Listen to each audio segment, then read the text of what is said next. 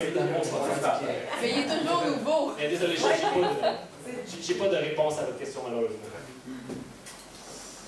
J'ai trois personnes. Geneviève, tu étais la première? Ben, en fait, avec les arrêts, tout ça, ça a duré combien de temps la construction du pont? C'est difficile à dire parce que les archives de la ville sont pas claires là-dessus. Je pense que 1973, c'est vraiment la fin. Le début, je vois pas, j'ai de la difficulté. Par contre, si on regarderait dans les journaux, sûrement qu'on pourrait établir une date approximative. Mais 73, c'est pas mal là où je pense que les travaux ont été terminés pour le pont de la traverse. Il y avait quelqu'un ici, quelque part? C'était ma question. Ah, ok, bon. Oui, monsieur? Oui, pour le pont ferroviaire, on a eu un tracé, semble-t-il, pour contourner Drummondville-Sud, Saint-Cyril, pour aller rejoindre le principal de la ville. Oui, non, je ne suis pas au courant, mais mes recherches se sont concentrées sur le pont de la traverse, mais j'en prends note, je vais regarder, voir si je peux pas trouver quelque chose dans les archives à ce sujet-là. Peut-être dans les anciens plans de la ville de Drummondville des années 40-30, peut-être qu'on pourrait voir ces tracés-là projetés, mais malheureusement, je n'ai pas de réponse. Peut-être la sous-question, si on va un petit peu plus loin, ça va être terminé sur les lumières, mais la route s'en donne deux. De passer à travers le terrain de balle de Saint-Charles. C'est vrai, c'est au courant de ça. Plus près, ils ont peut-être parce que le plan que je vous ai montré tout à l'heure, le tracé rouge, il curve dans Saint-Charles. Peut-être que c'est de ça que vous faites référence, mais j'ai pas plus d'informations à ce niveau-là, malheureusement. Je ne vois bien championnat. D'ailleurs, je suis juste curieux, est-ce qu'il y a des gens de leur vivant qui ont connu la construction du pont de la traverse? Levez la main. OK. Donc, ce que je dis, est-ce que ça ressemble pas mal à vos souvenirs? Oui, non, peut-être, pas tout à fait. Si ça ne ressemble pas à vos souvenirs, ça va me faire plaisir de parler avec vous à la fin de la conférence. Je sais que les archives ne disent pas tout, les archives, c'est pas complet par rapport à ce que les gens pensent. Je vous dis pas, je fais juste une petite dernière parenthèse. Au sujet de mon travail à la ville, ça va peut-être vous surprendre, mais les archivistes ont détruit beaucoup plus de documents qu'on en conserve. Est-ce que je crée un malaise? Imaginez, on a 1,2 km à la ville. S'il fallait tout garder, tous les documents qui sont produits à la ville, il nous faudrait au moins 4 hôtels de ville, d'accord? Pour des soucis d'économie, des déficiences, il faut détruire les documents qui sont périmés. Je sais. C'est la voûte électronique dont je parlais tout à l'heure. On commence à implanter des voûtes électroniques de documents. Oui, Madame? Qui a décidé que Saint-Georges, ça ne débloquerait pas là, sur le nez? Ben oui, bonne question. C'est encore large. Oui, c'est ça. On voit clairement que c'était pour un. Le cégep, il me semble, c'est dans les années 60. Est-ce que c'est 80. Ah ouais, ok, d'accord. Qui a décidé que Saint-Georges, c'est pour le parc industriel, ça serait. Ben oui, c'est ça, je me suis dit aussi, mais j'ai pas la réponse à cette question-là, mais par contre, au fil de mes recherches, je croyais que je vais essayer de trouver le coupable en guillemets. Ouais. En guillemets. Le houlet. Oui. Il y avait eu une assemblée de citoyens à l'époque, en tout cas que je me rappelle, là, mais je ne peux pas dire à quelle date, sur la question du pont, puis les questions s'étaient posées, est-ce qu'on le fait là ou est-ce qu'on le fait là? Je ne sais pas si vous avez vu ça dans les... L'Assemblée des citoyens, non, mais par contre, je sais qu'il y a déjà eu une rencontre entre le Conseil de ville et probablement la Ligue des propriétaires et d'autres citoyens. La ville voulait expliquer le projet au groupement de citoyens. Mon hypothèse, c'est que ça n'a pas super bien été parce que on a pu voir que la ville, en 1960, avait pas mal toutes les réponses à ces questions. Pourquoi on le fait sur Saint-Georges? Pourquoi tel tracé? Mais lorsqu'on lit la lettre qui est envoyée à la ville, je pense 10 jours après ma rencontre, ils posent des questions à la ville comme pourquoi Saint-Georges? Pourquoi 700 000 $? Pourquoi le ministère il pense que c'est une meilleure idée? Des réponses que la ville avait déjà. Mon hypothèse, c'est que cette rencontre-là s'est vraiment pas bien passée lorsqu'on a essayé de le faire. Mais le groupe des citoyens auquel vous me parlez, j'ai pas Je ne pourrais pas vous dire. Parce que moi, je me rappelle, j'ai assisté à une réunion de ça, là, puis il y avait le débat, est-ce qu'on paye l'entrée du pont, est-ce qu'on paye l'entrée du pont, là, ou est-ce qu'on la paye pas, puis que, tu sais... oui, mais c'est ça. Techniquement, la ville payait le réaménagement de la rue Saint-Georges à hauteur de 700 000, ensuite 400 000.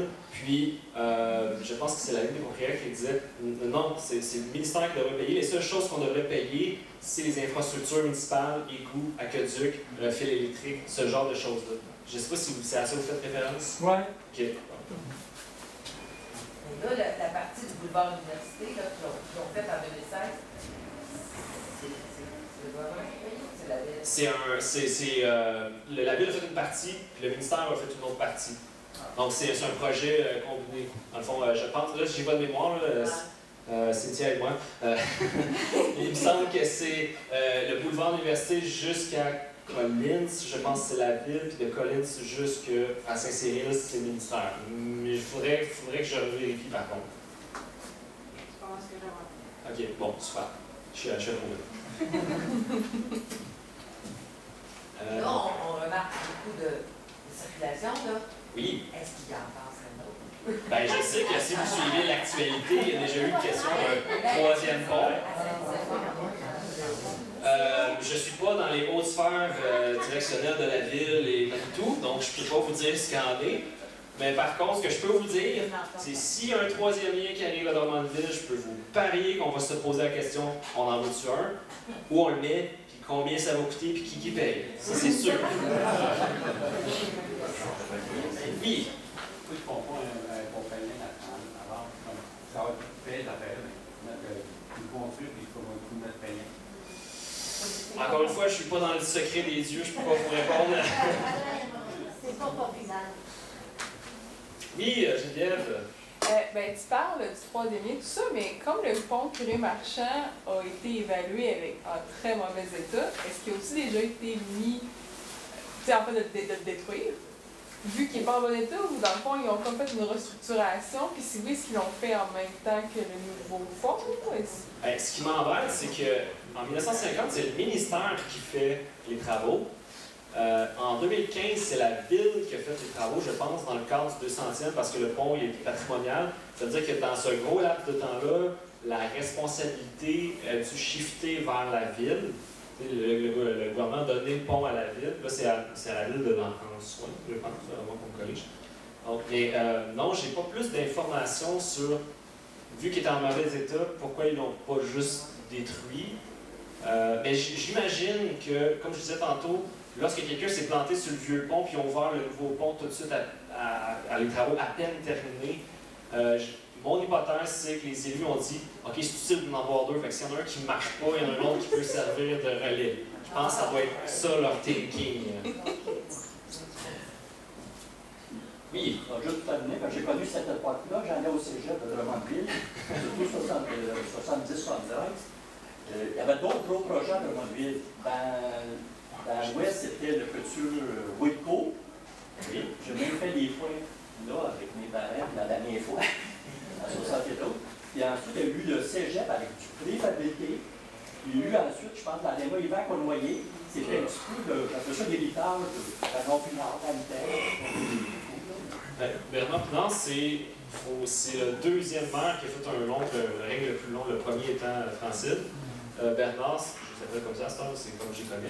Bernard, c'était le deuxième plus long, puis oui, dans les années, il a connu la dernière phase de Drummondville où la Drummondville se développait. Il a connu la phase moins fun de Drummondville. Donc, le fait qu'il ait fait un long règne, en guillemets, c'est ça pourquoi il doit beaucoup de choses à Drummondville. Bernard Pinard n'était pas maire de Drummondville. Ah non, Bernard, non, c'est vrai, vous avez raison, il était ministre des Transports. Ministre des Transports, vous avez tout à fait raison. Moi, je pensais à le maire. Pas marié, Philippe Bernier. M. Pinard, il a enlevé aussi le pavillon de Bioville aussi. D'accord, ça c'est des informations. Il n'y a pas des infirmières. Ben, ça raffirme mon point que si on a un député de Drummond qui est au gouvernement, ça va être beaucoup pour des projets de Drummondville. Au niveau du temps, est-ce qu'il nous reste encore du temps pour les questions? On a encore du temps. D'accord, alors, si vous avez Mais d'autres questions, si ça me fera vous plaisir. avez d'autres questions. Mais en fait, une chose que je remarque qui est vraiment intéressante, les archives de Drummondville, sachez qu'elles sont accessibles. Si vous avez des questions, c'est des choses que vous aimeriez découvrir, tout ça, n'hésitez pas à aller voir Jonathan. Puis, tu sais, en fait, la ville de Drummondville, si elle conserve justement ses archives, mais c'est justement pour mettre en valeur son histoire. Donc, des histoires, justement, des situations comme le pont de la Traverse, ben, c'est le fun de savoir un petit peu comment ça s'est discuté derrière les portes closes. Oui, bien, tout à fait.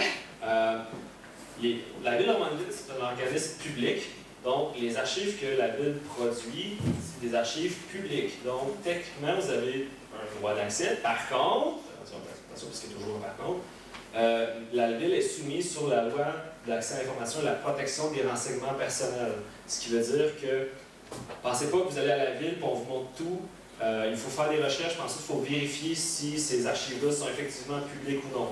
Donc, la meilleure façon, si vous voulez consulter les archives de la ville sur un sujet précis, vous envoyez tout simplement une demande d'accès à l'information, soit par le site internet de la ville ou par l'adresse greffe-commerciale.drummondville.ca. Voilà. Oui. Oui. T'as-tu une question? Non.